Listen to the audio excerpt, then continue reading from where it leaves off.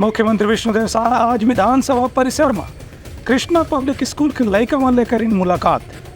विधानसभा के कार्यवाही के विषय में उमन दीने पर सवाल के जवाब। मुख्यमंत्री विष्णुदेव साय आज विधानसभा परिसर में रायपुर के कृष्णा पब्लिक स्कूल के बच्चा मन के विधानसभा भ्रमण के बाद उनसे मुलाकात करी। लड़का मन ला संबोधित करत मुख्यमंत्री हकीन की अपन काम ला जो पढ़ाई लिखाई के काम है वो ईमानदारी से करना है, तभी उम्र के जरिए देश के सेवा बड़े ढंग से हो सकी। स्कूल के लड़का मन मुख्यमंत्री से विधानसभा के संचालन के बारे में सवाल भी करी, जेकर मुख्यमंत्री बहुत ही उत्सुकता के साथ में जवाब दी।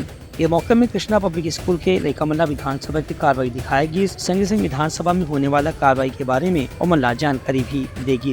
ये मौका में उप मुख्यमंत्री विजय शर्मा घलो मौजूद रही। वहीं कृष्णा पब्लिक स्कूल के शिक्षक मन भी अपन लड़का मन साथ में भ्रमण करावत सदन के बारे में कतकुन किस्म के जानकारी दी, जेमा शून्यकाल, तारांकित अतारांकित प्रश्न, प्रस्ताव, बजट, ध्यानाकर्षण जैसे विषय भी शामिल रही से। Bureau report Uttarakhand news.